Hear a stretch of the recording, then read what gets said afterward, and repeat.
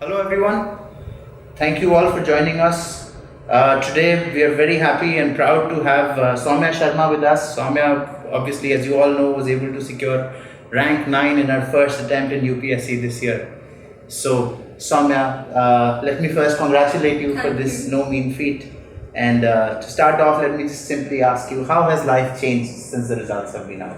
It has changed tremendously from being very idle. It has become extremely hectic, but it's been an amazing change, and I'm extremely grateful to God for what He's given. Right, I'm sure in order to reach at this stage, there's so much that goes on, right? It's not, obviously it's your hard work, in addition it's the family and everything. So if you could just give us a little background about your education, your family, what inspired you to prepare for UPSC? Alright, so I did my schooling from Delhi itself, and after that I went to National Law University Delhi. It's in Dwarka, it's a law university for my graduation. After that, while I was in my college, I did a couple of internships at various organizations, and that cemented it in me that I need to do something bigger, and that is serving the country through the civil service. The motivation for that also came through my parents, because both my parents are doctors and their profession is such which involves giving a lot to the society. So after seeing them, that thing also motivated me to do something at a bigger stage, and which is all this motivated me to do the civils. Cool, excellent. So we have read about this already, Saumya. So it was your first attempt, you were still in college when you had started preparing? Yes. So when did the plans get cemented in your mind, and what was your preparation journey like after that? So towards the end of my third year in my college, I started taking an interest towards the civil services. However, I did not do any preparation towards it. Because I like to read, I had read some books generally on the subject, such as India After Gandhi and some other history and geography books, because these subjects always interested me. However, I did not do any preparation towards it. I later on got placed in my college on the recruitment day. I had 3 job offers with me, so this plan never I didn't start preparing. However, only last year, on 19th of February 2017, I started preparing for this examination. It was spurred because of something which happened at home, and that prompted me that I'm going to write this exam this year. And that was 19th Feb. On 22nd Feb, the notification for the examination came out.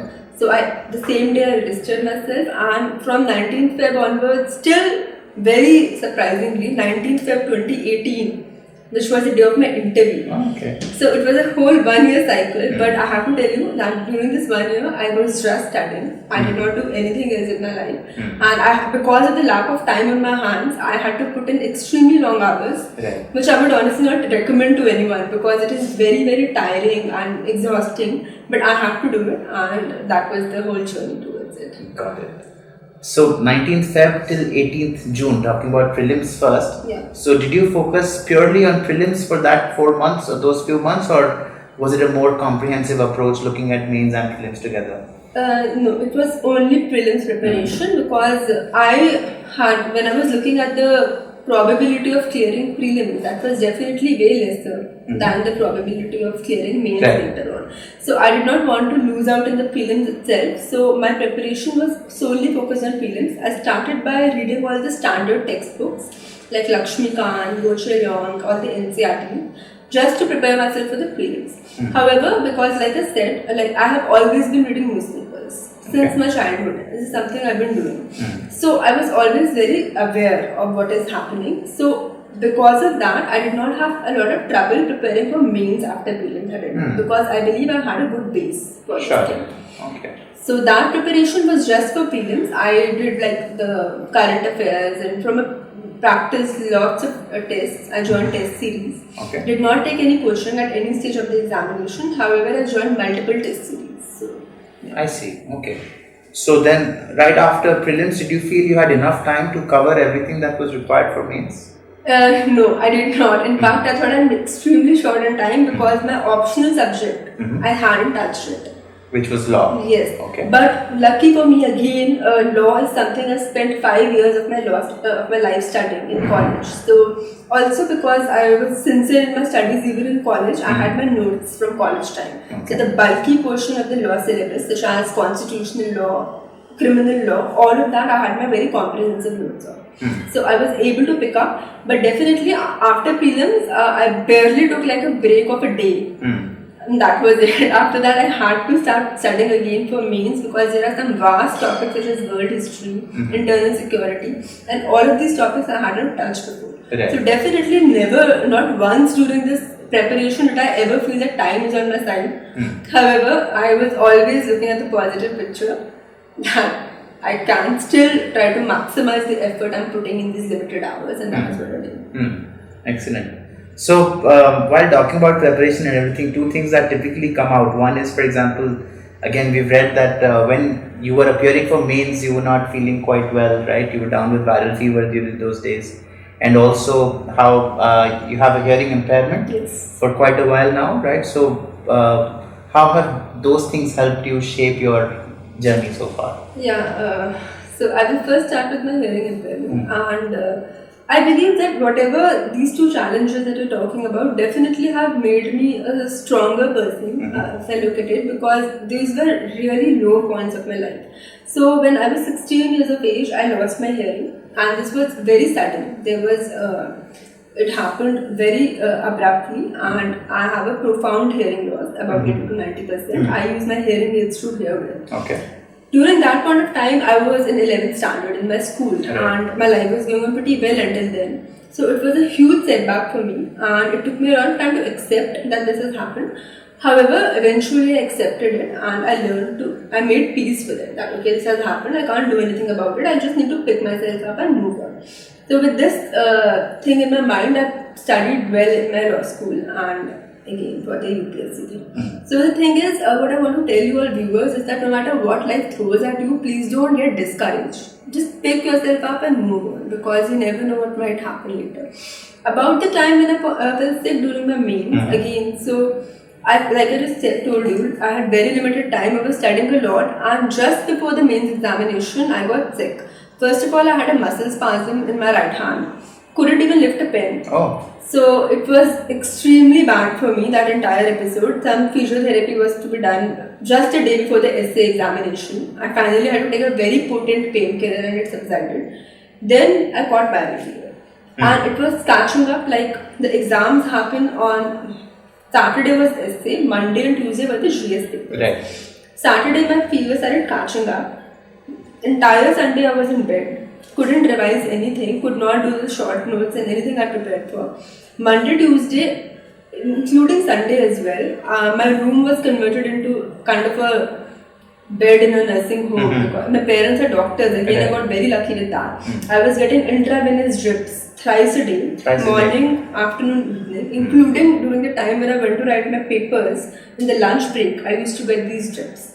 So that was an extremely very difficult time for me, because I had never imagined that after putting in so much effort and after being so honest with my preparation and with myself, this is going to happen to me. And the whole feeling of powerlessness about your own health is something which you just cannot help. And that was extremely bad. However, I decided to just pick myself up and go on somehow. My parents didn't even think I'll be able to get up in the morning to write the exams, because my fever at times was crossing 103 as well. It was very bad, but that's the whole thing I'm trying to say. Please do not let any such things bring you down. Just keep on believing in yourself, pick yourself up and move on, because you never know what the future may hold. That's all. For sure, if someone who's getting IV trips before and in between exams can eventually secure rank 9, that goes to show that nothing is impossible. That's certainly, I'm sure, very inspiring to people who are watching this video. Excellent. So, law optional, let me ask you a little bit more about the optional that you chose, Saumya. Was that a very clear decision for you, or did you go through the process where you eliminated a few other options and then finally narrowed down to law, or was it very clear for you? No, law was a very natural choice for me, because I spent 5 years studying law in a good university, and my basics of the subject were quite clear. So that was never an issue. And also, if you look at the optional subject itself, law overlaps significantly with the GS2 paper, some of the topics. And law, again, the knowledge of law helps you with the polity part in the prelims examination. So law was always a natural choice for me. And so how much of it was overlap from the 5 years education you had done during bachelor's? A lot of it. All the subjects, so in the law optional syllabus, there are multiple subjects. Almost all of them were covered during my university days. However, the demand of the examination is a little different because in university you may be taught some topics in extreme detail and some may be just glanced over. However, this examination requires you to study all topics equally well. Right. So, but you do have a prior understanding of what the issue is about. So, it is never very difficult to do law if you have already done graduation. Sure. Okay. And what about, so these days you also hear people who are actually not from a law background considering law as an option. Yes. What would you say to that? Is that something many people, in fact, this year only, one of the top 20 rankers, Right. she is not a lawyer. She's a doctor. Neha Jain, yeah, she is a doctor and she has done this with law optional. In fact, even in the previous years, many people who do not have any law education, no legal degree, they again have cracked this exam as law optional. So, for these kind of people who do not have any prior experience in law, I would just say that the syllabus for law is quite enormous. So, if you are trying to take this as an optional subject, please be sure to know that this will take a lot of your time. So, but with that, law is definitely a very enjoyable optional subject and you could definitely take it. So you mentioned that you didn't join any coaching, but you opted for quite a few test series. Yes. One of those test series was also a test series that you joined on the NeoStencil platform itself. So when and how did you first find out about NeoStencil and why did you decide to join that? So I had read a lot about the ethics module being offered by Lukman IAS. So although I did not have time for the classes, I decided to just join the test series to maximize my chances of getting a good score in the ethics paper. And even though I live in Delhi, commuting every day to Rajendra Nagar or once a week or so to write the test series was definitely a hassle because it takes up a lot of time and it takes up your energy. So I found out about NeoStencil.com and it was providing this test series by Lukman IAS. I joined it. It was quite helpful in every sense of the word because the feedback provided by this test series is quite good. The kind of questions they ask cover every aspect of the ethics syllabus quite well. So I was very happy with the ethics test series, especially the feedback that was provided. And definitely NeoStencil as a platform helped me with this as it saved up a lot of my time and it was very easy to do everything in an online way. I could write the test any time of the day I wanted to instead of sticking to some center timings.